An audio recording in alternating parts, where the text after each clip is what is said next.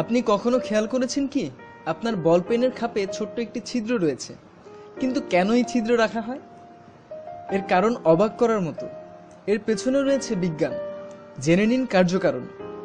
অনেকে মনে করেন কলমের কালি হয়তো শুকিয়ে যায়, তাই হয়তো খাপে ছিদ্র থাকে, কিন্তু এই ধারণা ভুল। কেননা বল পেনের খাপের ডগায় ছিদ্রের জন্য আক্ষরিক অর্থেই কালি শুকিয়ে যায়, যার ফলে প্রতিবার খাপ থেকে পেন বের করে লেখার সময় গোড়ার দিকে একটু সমস্যা হতে পারে। অনেকেই মনে করতে পারেন বল পেন উৎপাদনকারী সংস্থাগুলি ইচ্ছাকৃতভাবে এই কাণ্ড করে যাতে লোকে আরও বেশি পেন কেনে।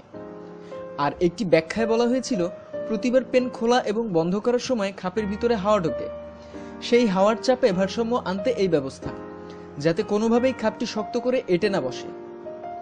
তাহলে এবার প্রশ্ন হলো, আসল কারণ কি? চলুন জেনে নেওয়া যাক। একটু ফিরিয়ে নেওয়া যাক আপনাদের অতীতে। বলপেনের খাপে ছিদ্র ব্যবহার প্রথম শুরু করে বিগ ক্রিস্টাল সংস্থা। এই সংস্থাই প্রথম বল পয়েন্ট পেন আনে। সে দাবি সত্য কিনা তা অন্য প্রশ্ন, কিন্তু বিষয় হলো এই ফুটো রাখার নেপথ্যে রয়েছে একটি বদভ্যাস।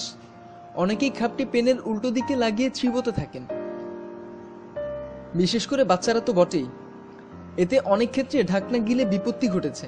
এই ফুটো রাখার কারণ হলো ঢাকনা বা খাপ গিলে ফেললেও শ্বাস প্রশ্বাস আটকাবে না, ওই ফুটো দিয়ে অক্সিজেন ঢুকতে থাকবে, ফলে মৃত্যুর সম্ভাবনা কমবে। দেখা গিয়েছে ফলও মিলেছে একেবারে হাতে নাতে। কি কারণটা উদ্ভট মনে হচ্ছে? এ সংক্রান্ত আরো বিস্তারিত তথ্যের জন্য সাবস্ক্রাইব করুন। ধন্যবাদ।